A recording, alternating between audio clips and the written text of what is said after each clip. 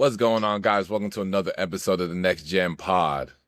It's your host, Arnie Imana, and with me is Joe Tipton and Jamie Shaw of Rivals / On 3. Now, the Rivals 226 rankings, they came out this week. Jamie, there's some guys that really shot up in the rankings. I'm going to let you kind of touch on it, but like Dean Rueckert, Abdu Tore, Bojan Zhang, there's some really high level. There's some guys that have been playing at a high level, and you have rewarded them for their play, and they've taken significant shots up in the rankings. So I want to kind of get your feedback, like on kind of just your thought process. Dylan Mingo is the number one point guard in your rankings, even though I know he's still been hurt all season. But the fans, the people that really follow you, they want to know, your thought process. So I'm gonna let you have the floor. Well, I guess starting off, this is the second to last update. What we'd like to do in our final update is to mirror kind of what we hope to be the lottery. So 1 through 14, we want number 1 to go number 1, 2 to go number 2. Ideally, that's kind of what we're looking at. So this is the second to last update after the All-Star games. Postseason All-Star games is going to be our final update for the 2026 cycle. This one's difficult.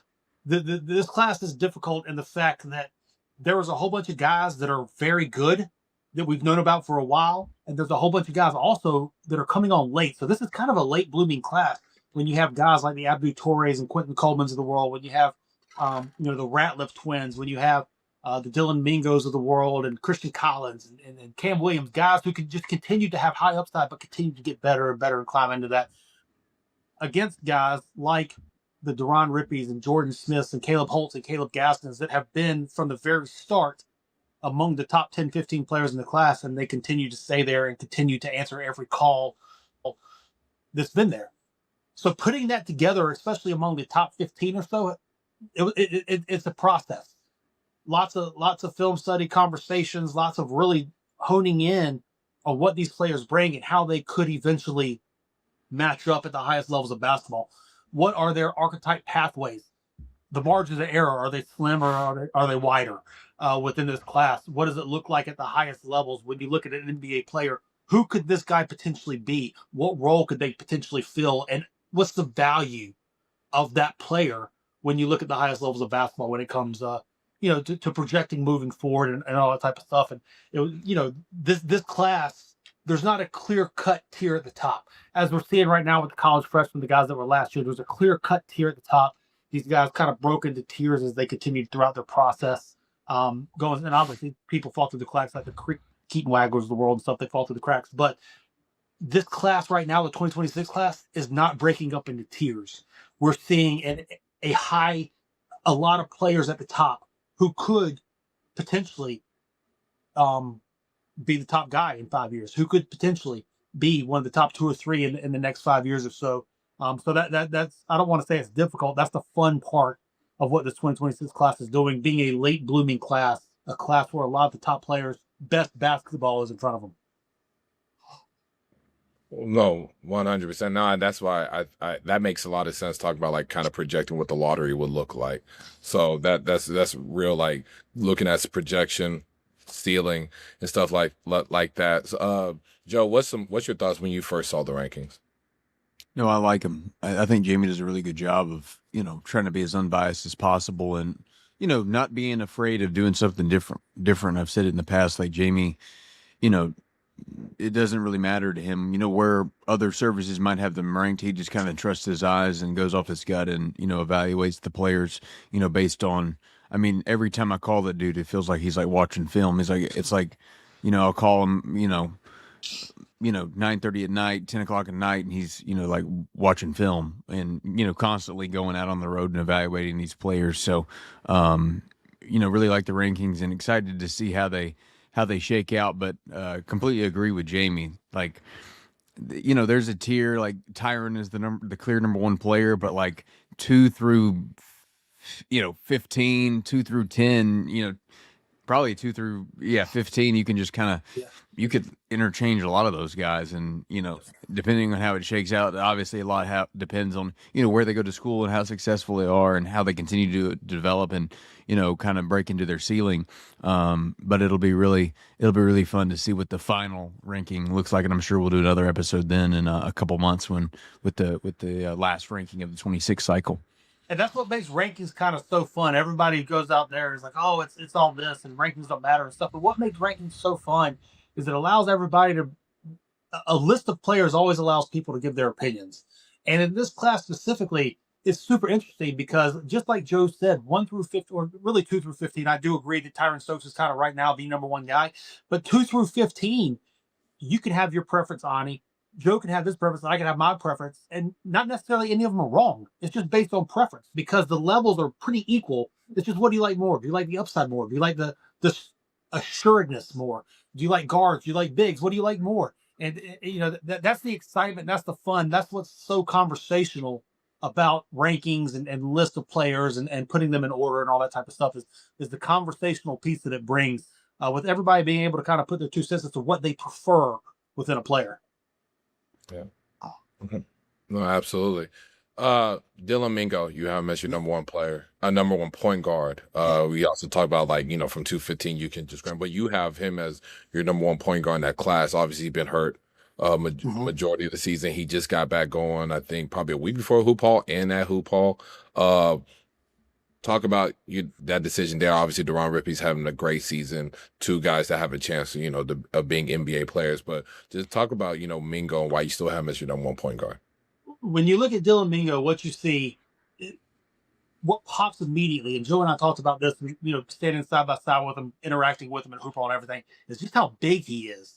Like his length, his size, his shoulders, and he's really filling out into his frame and everything. But he's a big kid, let alone to be a point guard and all that. You look at the highest levels of basketball. You look at the starting point guards in the NBA right now. Not many of them are 6'4" or below. Most of them are looking at 6'4" and higher within what it is that they're looking for, what it is they're drafting. Dylan Mingo checks that box. But then also you see the production. When you look at what he was able to do at the NBA Top 100 camp this past year, head-to-head against Deron Rippey, head-to-head against Tay Kenny, and coming out of the side with the MVP, what he was able to do injured during Peach Jam, what he was able to do leading up to that in the EYBL play, with a depleted team with injuries and all that type of stuff going on. You see the upside. You see a guy who is crafty off the bounce, but really good in the pick and roll. When you look at what the NBA has, they're 90% plus pick and roll league, whether it be up top pick and roll, side pick and roll, wherever it is. 90% plus pick and roll league. You have a lead guard who's 6'5", maybe more, long arms, able to manipulate that pick and roll, able to get a defender on their hip and still make the read within the teeth of the defense as everything collapses. They're able to spray the ball, get the defense moving and stuff, and find open opportunities for the play. But they're also able to do it for themselves. Get 2 feet in the paint. He draws fouls at an incredibly high rate, finishes the basket very well also. The jump shot's going to be a question mark. The top-end athleticism is going to be a question mark. But then you also look at the fact that Dylan Mingo's a year younger than most people in this class. He's an October birthday. He's the same age as Bruce Branch, who just reclassified, as Baba Oladuton, who just reclassified from the 2027 and 2026 class. Prior to those guys reclassifying, Dylan Mingo was the youngest kid in the rankings by 3 months. So he's got age on his side. He's got the positional size on his side. You see what he's able to do with the ball in his hand, being able to consistently make reads against the second line of defense, spraying the ball, getting the open play for his team, but also for himself. And then you have the defensive end of the floor. He's really good on the ball. He's incredibly instinctive off the ball. He just collects deflections on the defensive end of the floor with his ability to read the plays and understanding of angles and anticipation on that end of the floor as well. And then you have the upside of him continuing to grow, as we said, the youth, continue to grow into his body and frame and get stronger, the athleticism continue to develop and all that stuff too. But when you look at what the highest levels of the game, he is a ball in hand guy who is incredibly in tune and instinctive in the pick and roll. He makes the reads, the secondary reads as the defensive collapses. And he's crafty off the bounce and can defend the two-way point guard at the point of attack. There's just a lot of intrigue there. And especially too, when you look at it, there haven't been a lot of top end point guards coming through the NBA draft these last few years. there's got to be a new youth wave of point guards, especially a point guard who can play in the playoffs, a point guard who can be, on a good team into the playoffs. Dylan Mingo has that top end upside. Provided the archetype path continues to grow and he continues to get better and develop his game and all that stuff, that upside is within reach for him as he continues to progress. Yeah, I mean, with Mingo, you look at someone that's 6'5", a point guard. In the summer, we got to see him in NBA Top 100 camp. He was the MVP of that camp. You talked about like how he is on ball screens, manipulating defense, even his self creation, like changing speeds and directions at a really high level, drawing fouls. His length, where he can deflect passes, he can guard. He'll be able to switch into multiple guard spots, which is translatable. We just ready to see him back fully healthy again. We know when Mingo's healthy, how much he can impact games of winning. And we got to see that in the summer, like NBA Top 100 camp. He was fantastic. And I completely understand. And I agree with him still being the number one guard in that class, just because upside, like when you just see someone like him, he fits into like an NBA setting. If it all comes together, and I think like the mid-range shooting and the jumper is going to come along in due time, because he can get to a spot, especially at that size and length. It is translatable. Joe, this is Dylan is still someone that's unsigned, hasn't committed anywhere yet. Do you have an update on where his recruitment lies? Yeah, his recruitment has been interesting to follow. He set a commitment date while we were at Hoop Hall, actually, for the 22nd, I believe, of January. As that date inched closer, he decided to postpone it. There hasn't been a new date. Originally, he was supposed to decide still before the end of January, and obviously now we've entered February with no commitment from him. He's down to 4 schools: Washington, Baylor, North Carolina, and Penn State. His brother obviously plays at Penn State. That's the draw there. And I actually posted an update at a rivals.com yesterday. It was a premium article, and I shared it to the Inside Carolina message board, and was asking some, a lot of the time I think fans assume just because a player, postpones his commitment date has something to do with like NIL, or there's always like a negative association with postponing it. So I did like a quick breakdown of where each of his finalists, and you could make the argument really none of his finalists are overly attractive. Like when you factor in like he's the number one ranked point guard in the class according to Rivals, and you look at some of the schools, and you just to break it down, of his finalists, Washington, this was as of last night. I don't know if some of these teams played last night and might have won or lost, but Washington is 12th in the Big Ten, 4-7 in the league. Baylor is 13th in the Big 12, 2-7 in the league. North Carolina is the only real winning program, but there's instability tied to Hubert Davis's job security. And then finally, Penn State, they're 17th in the Big Ten, 1-10 in the league.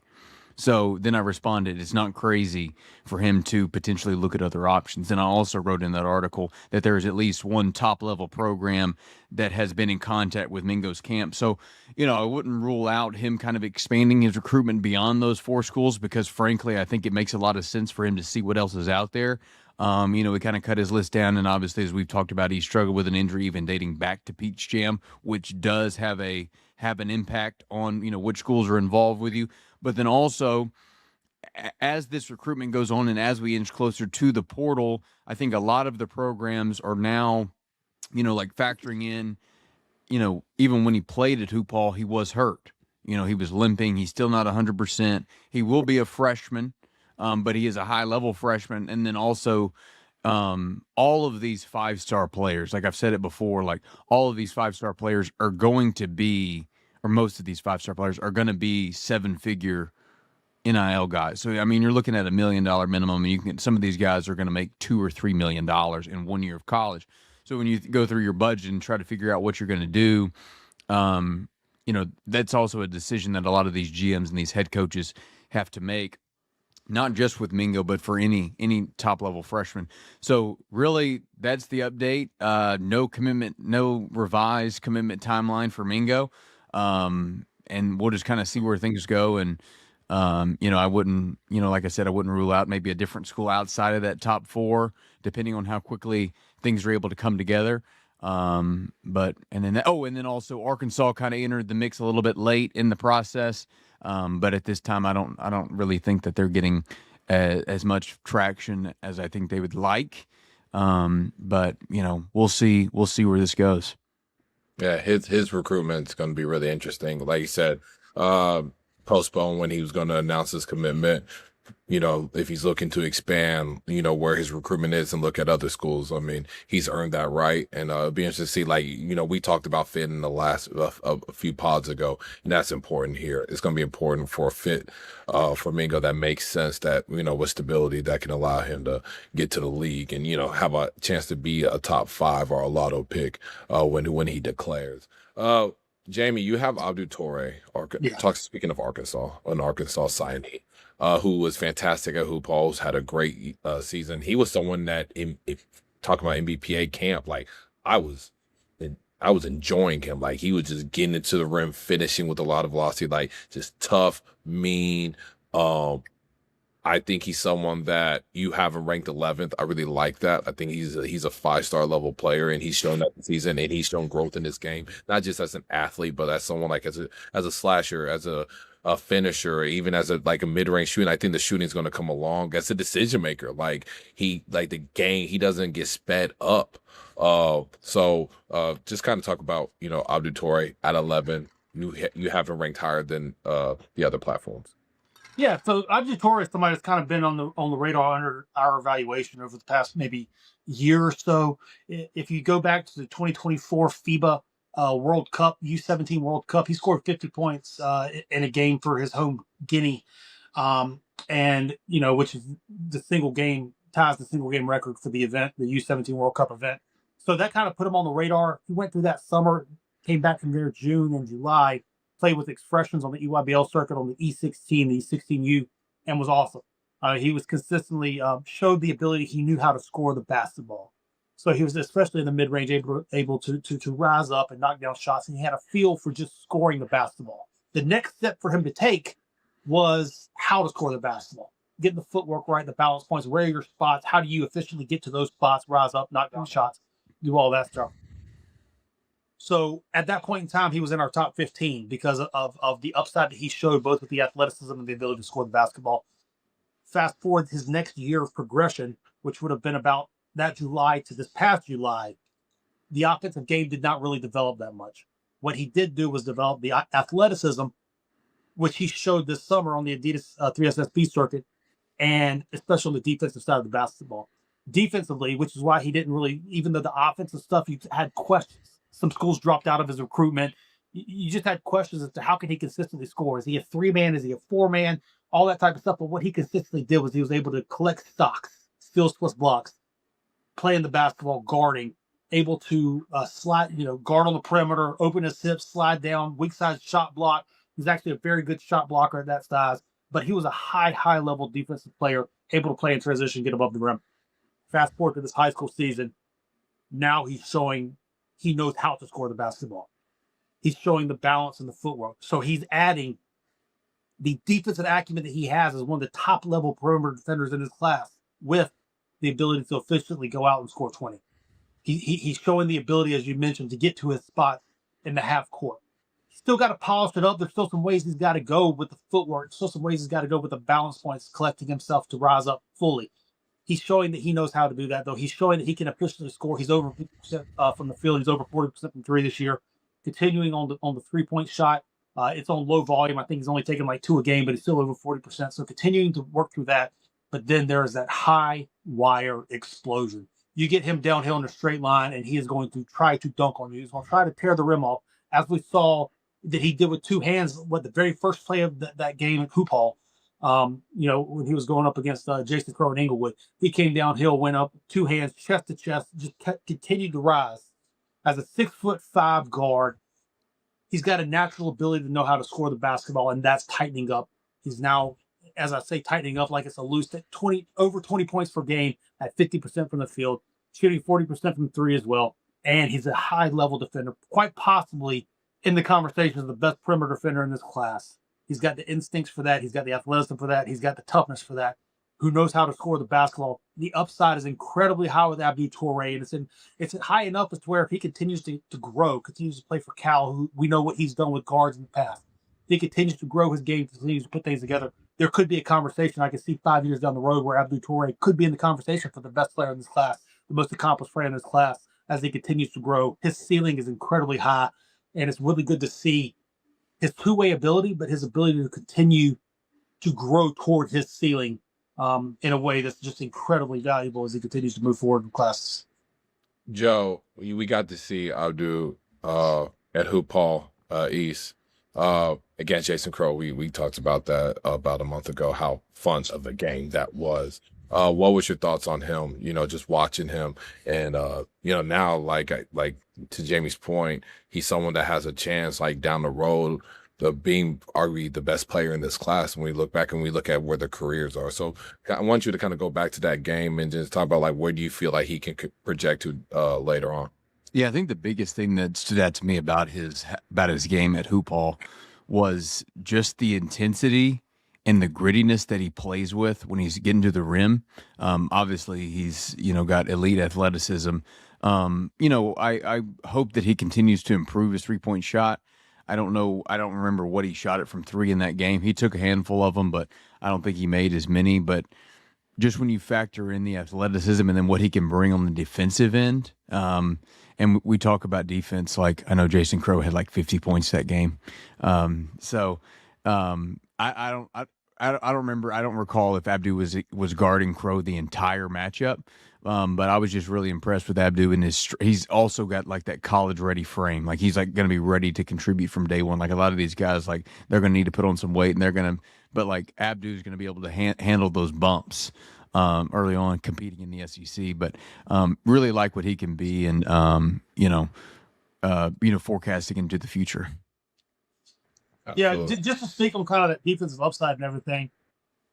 I was at the Beach Ball Classic third place game this past winter, December timeframe, and in that game he had, I believe, 7 blocked shots and 4 steals within that game. He's just got incredible instincts, and the athleticism allows him to play a lot. His trajectory, I'm not saying their games are 1-to-1, I'm not saying that stuff, but his trajectory is kind of reminiscent of what VJ Edgecombe was. You remember how he was kind of a late bloomer within the class? Obviously on 3 at the time, now rivals. We were a little bit higher earlier on him than it was, but he's somebody who continued to progress. He always had that explosive athleticism and the defensive prowess, and then he developed into his offensive game, understanding of that. Abdu Tore is kind of in that similar pathway, and the fact that he's that high-level defensive guy on the perimeter who's now growing into his offensive game, continuing to do that, but still showing that high-level athleticism. I mean, he is just an absolute highlight reel every time he steps on the floor. Yeah. Abdul-Toray, someone that if you guys haven't watched, try to find some like film or anything to watch him. He's really, really good. His defensive prowess, his athleticism, his growing offensive game, just someone you really want to keep track of going forward. And that VJ Edgecombe, I see what you're saying with that, just with the late blooming aspect of it, and he just keeps getting better and better. Let's talk about a few other guys that have really moved up in the rankings, like Quinton Coleman. You have at 20, Dakari Spear, who we talked about how his high school season has been. He's been absolutely fantastic. He's going to have a really good career at Texas Tech. And then Lucas Murillo, you have at 29. Talk about those three. Why you have them where they are. You're really kind of having a range of, even though, I mean, the Burger Board game has been announced, but like you have them in like that McDonald's All-American game, like category level. So just want to get your thoughts on those three. Sure. So I guess starting with Quinton Coleman, we had him number 20 going to Wake Forest, Principia High School out of Missouri. He had a very good summer, a summer that that's where he really first burst onto the radar. The AAU team, he showed that he can knock it down. Now, he wasn't a featured player or featured role within that team, but he showed that he can pull space. He showed that he can make plays off the ball, kind of being a secondary initiator, moving the ball, but then also knock down shots, pull spacing as well. That took him into, I think we put him in the 75-ish range coming out of the summer. He had multiple high major offers there, and ultimately chose Wake Forest, who was on him early. And then this high school season happened. That put him in a featured role. AAU, he was playing this summer. He was a role player. He enhanced the floor of the team. You put him at Principia this year. He's the featured guy, and what you're seeing is an ability to toggle in between the 1 and the 2.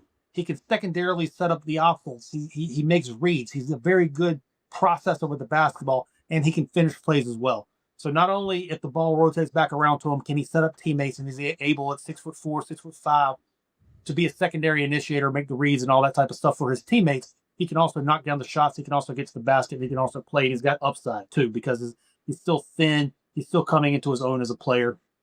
Really like the progression that he's continued to make, and the value that he brings again as a 6'4", 6'5" player, long arms, who can dribble, shoot, and pass to an advantage in the half court. There's a very high upside there for him, in my opinion. Moving on to Dakari Spear next, that you had mentioned. Dynamic Prep, in my opinion, might be the best high school team in basketball right now. And in my opinion, Dakari Spear is the best player on that team. He's somebody that you watch. It's hard not to notice what he's able to do, especially with his ability to self-create offense. You get him on the floor with a lengthy, incredibly long plus wingspan at 6'4". You put the ball in his hands, and he immediately puts pressure on the defense. He's got a slick handle. He's able to get into the teeth of the defense. He's got the pull-up game. He's got the ability to finish all the way at the basket, and he can knock down threes. He can play off the bounce. He can play off the catch. Got great footwork as it is, but his ability to create offense, and then you look at the frame, you look at the size that he has, you look at the toughness and physicality. In order to play for Dynamic, innately, you have to be tough. Softness does not fly in that locker room with Jermaine O'Neal. Dakari Spear has that mental toughness. His game continues to grow as a scorer.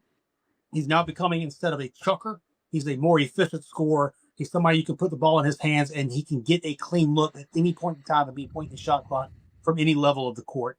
There's incredible value there. I'm very eager to see what he does at Texas Tech. Lucas Murillo, the third one you mentioned there, super unique player. Some have him listed as a small forward. I have him listed as a point guard. The reason why I have him listed as a point guard at 6'6", 6'7", 200 pounds is because I want the ball in his hand, and I want him making decisions with the ball in his hands. He's somebody, I think the Newman School does an incredible job with him. They line him up in different areas of the court.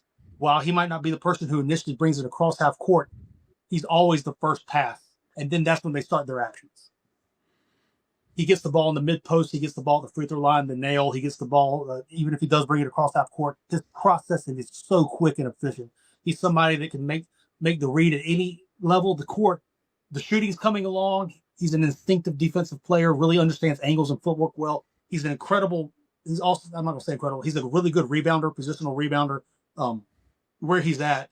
But his ability to consistently bring his team to advantages with the ball in his hands, whether that be scoring, whether that be especially passing. I think he's a very unique passer, not just for his size, but I think among his peers within this class, I think he's a very unique passer, somebody that you want the ball in their hands when it's crunch time, when the game open, whenever it is, you want the ball in his hands and you want him to be able to make decisions because his processing is that good. And we've seen what Brad Underwood's been able to do with bigger guards. We've seen what Brad Underwood's been able to do with unconventional guys who process the game at a high level. Lucas Murillo is an unconventional guy who processes the game at a high level. He's tough, he's physical, knows the game, and I'm very excited to see kind of what he does. He's one of those guys that's just a 10, 10, and 10 triple-double threat anytime he steps on the floor. Elevates the floor of the team, makes everybody around him better, and all that. So those are the three guys Yeah. Quinton Coleman, he's I got to watch him at EYBL. He was great. Like, one thing I've really been impressed with him is just how well he rebounds at the guard spot. Like, I think guards that rebound, it translates as his offensive game has grown, just with his self-creation skills, how good he is in transition. He just continued to grow as a ball handler and scorer. Just a really, really promising player that I know you can say he bloomed late, but I thought he's always been productive, but he went up another tier in his game. Then when you look at Dakari Spear, I mean, I got to watch him the other night at the OTE game against Cold Hearts. It was Dynamic Prep having the opportunity to win, I think, the 12th straight OTE game. And he was just fantastic. To your point, Jamie, when you talk about he was just no more as like a chucker. And now he's just more of an efficient scorer. And one thing he he's done is his shot diet is better. Like, it's not just forcing threes, it's getting to the rim, it's drawing fouls. Like when you look at his box scores, like you see, 3 for 7 from deep, shooting about 4 or 5 twos, and then he's getting to the free throw line like 7, 8, 9 times. That where Dakari has been really, really good. He's been someone that I know, like, living out here, no one in the state has played better than him. In the state of Texas. And that says a lot because Bryson Howard has been fantastic. That his team's lost only 2 games all season, but look at what Dakari's doing and how he's scoring the basketball, and it translates. No one has had a better high school basketball season in the state of Texas than Dakari. And then look at Lucas, seeing him at Hoop Hall, playing for my boy Johnson at the Newman School, like, just his feel for the game, how he's passing, how he uses his size for an advantage, his footwork, his toughness. Going to Illinois, we're seeing how successful, like, big guards, like guys with like really good positional size, fare at Illinois. I think we're looking at someone that's going to have a really strong career as long as he stays healthy, stays locked in. I'm really high on Lucas. I liked him a lot during the summer. That game against Southeastern Prep, I was sold. I was texting you, Jamie. I said, hey, man, like, this kid is going to be really, really effing good. That's where I was at with it. Just his feel for the game. You list him as a point guard. People can say, well, can he guard? Can he guard point guards? I think he's a really good team defender because he's very smart and cerebral.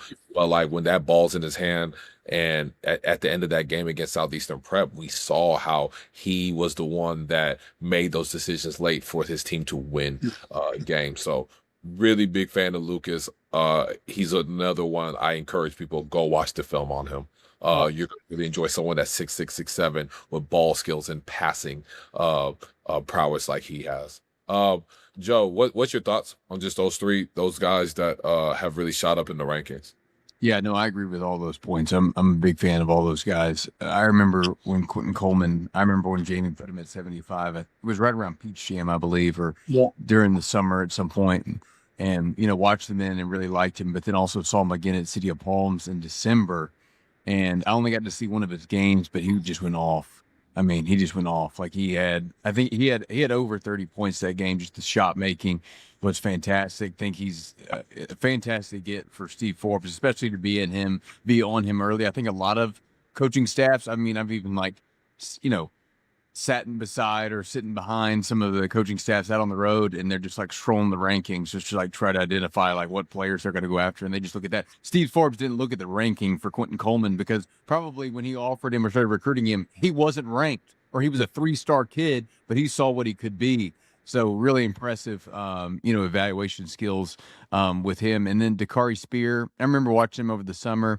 I was like, yeah, he's like a good player. Like, he's not my favorite guy because y'all mentioned like his shot selection. But then watching him again at Hoop Hall, I was like, okay, I much rather prefer this Dakari Spear, and he was fantastic. He was. I mean, he might have been the best player on the floor in that game. Just tightening up, with the shots that he's taking. So really like, what I've been able to see from him. And then Lucas Murillo, just the positional size that he has, being able to play the point guard in the field that he has. He's not like the most athletic guy, but he Ani, you said, like, he's so cerebral and his IQ is so high, and he understands the angle and the footwork that he's able to capitalize on that. When he's not the quickest, or he's not gonna be a guy that's more than likely gonna put you on a poster. But I think those are all 3 guys that Jamie's wise to be higher on than most. The common thread between the 3 of them, I'll tell you, is they can ball in hand put their team in advantages. Obviously, all 3 of them are different in different ways, but all 3 of them, you put the ball in their hand and they can put their team consistently in advantages in the half court set. And the value in that, in my opinion, when I'm looking at players and prospects, and then the conversations I'm having with NBA personnel and all that stuff on a daily basis, that is an incredibly valuable aspect of somebody who can consistently make decisions and consistently put their team into advantages. And I do think with the defense part, kind of just going back to that, when we look how defense has evolved, where guys, point guards are like how the schemes are set up. Like point guards aren't always just guarding point guards. They're guarding, Sure. they're guarding, maybe this guy's guarding the less the worst offensive player on the other team, or hey, he's guarding someone more his size while someone else that's maybe peskier and that can move laterally better is guarding the guard. Like just defensive schemes, the guys are getting more creative at how they're guarding, how they're switching, how they're doing ball screen coverages and their zones and stuff. So I say, like, when you look at him, like you say, people have him at the 3, you have him as a point. I feel like because of his size, he can guard. You can place him in multiple spots. He doesn't necessarily have to guard a guard, in my opinion, anymore. I don't think basketball's the point you have to guard a point guard to be listed as a point guard. I mean, we see that in the NBA a lot. Mm-hmm. Like we're seeing guys that are point guards that aren't guarding point guards. They're guarding guys that make sense into that team's defensive scheme. This past season, Florida basketball, I thought that was one of the best assembled rosters college basketball seen over these past few years. I asked Todd Golden, what was the one thing that you looked for when you put this team together, when you were going in the portal, bringing guys in and everything? He said guys with the ability to make a play with the ball in their hand. He wanted to have 5 guys on the court who could make a play with the ball in their hand, and that was the primary thing as to what he was trying to do when putting together that roster. Kind of taking that to heart, having deeper conversations with NBA people and everything with it. That conversation with Todd Golden and then all that stuff, that's something that's very heavily looked upon at the highest levels of basketball, the winningest levels of whatever, the ability to make a play with the ball in your hand. 100%. I want to talk about one more guy, Dean Rueckert, someone that shot up, I think, is 100 spots, Jamie. Yeah. From 142 to 42. Yeah. Go explain what has led to that massive jump. Well, when you look at Dean, he's another one too, kind of like with Quinton Coleman. He was on a good AAU team this summer where he was an ancillary piece. He was not the primary focus on that Utah prospects team this summer. He was pulling gravity and stuff, and if he was making a shot, you noticed him. If he wasn't making a shot, you sometimes didn't realize he was on the floor. Going back to his 10th View high school team, watching him at Tarkanian Classic Live and all, going through the film and everything too, when he's the featured guy on the floor, so much stuff runs smoothly with him.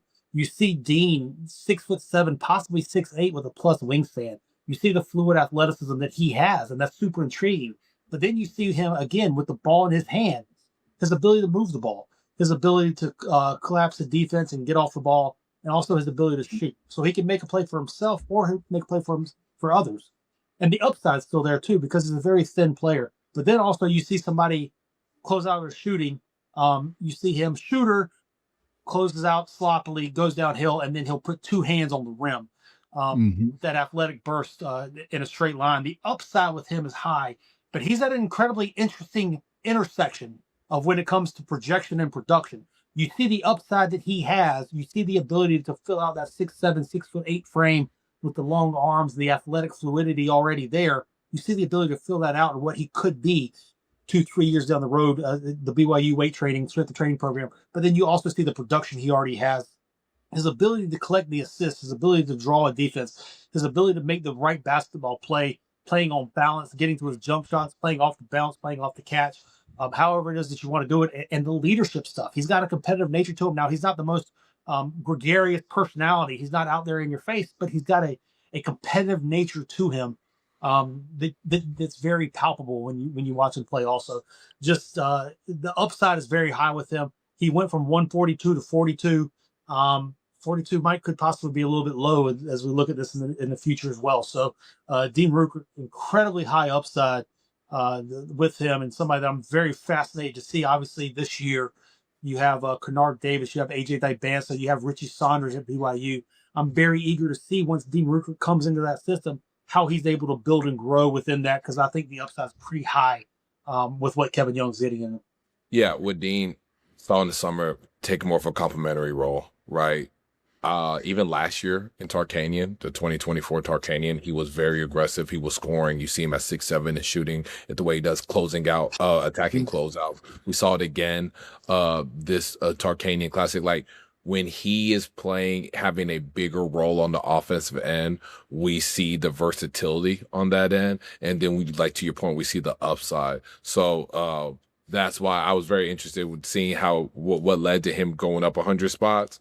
But just we're getting to see more of a sample size of what it looks like in a bigger offensive role. Joe, looking at those rankings, this top 150, what's some guys that kind of stood out to you, seeing them move up? What your overall thoughts on the class when you look at these rankings? Yeah, I mean, obviously we've said it before, and we can say it again that this class is not as strong as the 2025 class. We're seeing, obviously, we beat the dead drum about how high level a lot of the freshmen are currently in college basketball. But also, you kind of when you look through this list, there's still some really good players. I don't want to downplay. I don't want to say that this class is so terrible, but because there's a lot of guys that I think can be, really good college players, but even some guys that can be pros. Not as high level top end talent. And we'll see much fewer one and done prospects as we will in this upcoming draft from 2025. But overall, still really like some of these classes, and I think some of the fans will be able to get to know these players a little bit longer because some of the guys, at least, some of them are going to need a couple of years or a few years to develop, before they, turn pro. Yeah, I think you're looking at a class that has some intriguing depth to it. We're going to see guys that are going to have multiple years in the university and being impact guys, like especially the third or fourth year.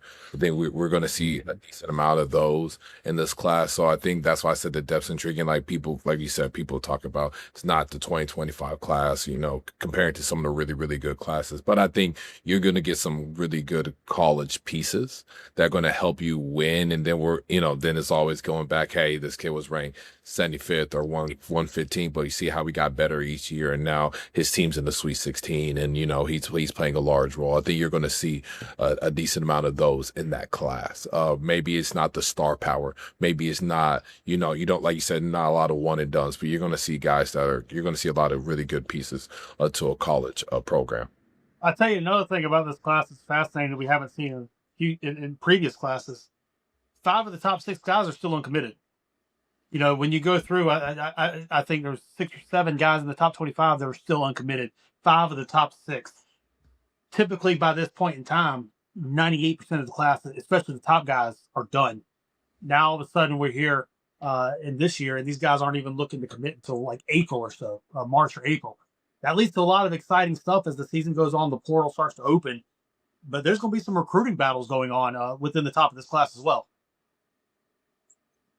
No, definitely, there definitely will be, and it'll be interesting to see where they commit to and how those dominoes fall going forward. Yeah, let's let Joe tell us let's let Joe talk a little bit about the recruiting. I'll go through quickly some of the top uncommitted players in this class. Tyron Stokes, obviously the number 1 overall player. We thought he might be leaning towards Kentucky a few months back, but I think Kansas is kind of the clear front runner for him now, but no timeline for a decision. Bruce Branch, one of the top available players as well, just visited BYU last week. Believe Kevin Young and the Cougars are currently carrying the momentum for him. We'll be interested to see if he gets on campus anywhere else, at a USC or a Kansas or a school like that. Caleb Holt, think it'll come down between more than likely Alabama and Arizona. I hear Arizona a little bit more frequently as of late, but I think Alabama is going to fight like hell to keep that he's a in-state Alabama kid. So try to land him. Jordan Smith Jr., I've always thought that Duke was kind of the one to watch for him, but with their commitment with Deron Rippey Jr., like we've talked about previously on the show, I think that opens up the door more towards Arkansas. And I think if Duke can't really regain its previous momentum, then I like Arkansas's chances. Brandon McCoy visited Alabama, Michigan, Arkansas, and Miami. Due to the fact that Arkansas is prioritizing Jordan Smith Jr. and Alabama is prioritizing Caleb Holt, I think like Michigan and Miami make the most sense, but I think that could change depending on where Holt and Smith go. So I think his recruitment is still relatively pretty open. And then Christian Collins, another guy, not to kind of kick Kentucky here, but he was also another guy that we thought was trending towards Kentucky, but then decided to kind of hit reset on his recruitment. He didn't really have as many new schools come involved, like make offers to him. He got offers from Illinois and Vanderbilt, but like Jamie and I have both spoken to him recently at events in person, and he really hasn't even talked to those schools directly. I don't even think he's personally had a conversation with either school. In this day and age, agents are handling a lot of the early conversations and that sort of thing. But if he does it, if a new school doesn't come in and make a push for Christian, then I like USC's chances to land him. He's a California kid. And then last but not least is Jackson Richardson. He's been down to 4 schools for a while: Alabama, Creighton, Ole Miss, and USC. Alabama and Creighton are kind of the 2 schools that have separated themselves, but I think the Blue Jays are probably the top contender to land him. Oh, and then obviously we talked about Dylan Mingo, but wanted to revisit briefly as well, because I think if Mingo doesn't necessarily reopen his recruitment to other schools, I know, like I said previously, at least one top level program has entered the mix, or at least started to have some early conversations with him about, potentially maybe trying to figure something out. If he does just choose between his final 4 of Carolina, Baylor, Penn State, and Washington, then I do like I like Carolina's chances more, followed up by Penn State there. Yeah, Jamie mentioned the 5 out of the top 6, but there's several more that had not made a decision yet, and I'm interested to see when they make a decision. Like, okay, Christian Collins goes to USC. What does USC do in the portal? Or or what how does that impact? Like, where these players go is going to impact where these schools do in the portal as well. Mm-hmm. So yeah, that's why it's like there's so many. There's a decent amount of guys that like really impact how much money those schools are going to really be trying to spend afterwards, and what position they target in the portal. Jamie, what's your thoughts on that? Yeah, no, without a doubt. I think these dominoes, but I also think conversely, that's a lot of the reasons why these guys are waiting, because they want to make sure they go into a program where they are being prioritized. You look at, like, they're still up in the air right now because everybody's talking about this 2027 NBA draft being a little bit low. Who's coming back? Who's leaving? There could be a guy who is projected as a first-round draft pick who opts to come back because their opportunity in the 2027 draft might be as a top 10 pick. So kind of seeing the roster construction in that way, I think that's what a lot of these top guys are looking at. But it also kind of hamstrings the schools as to what they're going to do. So if these high school guys are committing at the same time the portal guys, it's almost one of those things, one in the hand's worth more than 2 in the bush type of situation, to where first guy to commit takes it. Obviously, they're going to prioritize what they prioritize, and the school's going to get what they get. But it's also, in the high school guys' sense, they want to know that they're going to be prioritized by the school at the next, and they're not going to have to compete for minutes. They're not going to have older guys to come in, or somebody who's already established at that spot to compete with coming in. They won't have the ball in the hand, because when you talk about the top 6 guys in the class, those guys have one and done thoughts. They want to make sure that their pathway to one and done is as clear as possible moving forward, to set themselves up financially for the long-term future as well. So waiting and seeing and all that type of stuff, I do think the portal's playing a part in that. I do think who's coming back and who's staying is playing a part in that. With these guys as well. And I think that absolutely these high school guys' decisions will play a part on how the roster is constructed moving toward the portal and everything with the colleges. 100%. And no, definitely will. And, we got Joe Tipton. He's going to always give us the rundown of what's going on. He's going to give Mr. Scoop, Joe Tipton. Yeah. So make sure you follow Joe. Make sure you follow Jamie Shaw. If you like, you can follow me. I give my thoughts here and there. But appreciate you guys' time. Rivals 226 rankings, they're out. Make sure you take a look at them. Jamie, he puts in a lot of time. He stays up till midnight watching film. He's out on the road watching games. He gets to it. But appreciate you guys listening as always. To our loyal listeners, I really, really want to say thank you, to the guys that listen from the beginning to the end. And I hope you do the same thing at the next episode. Peace, y'all. Follow Ani too.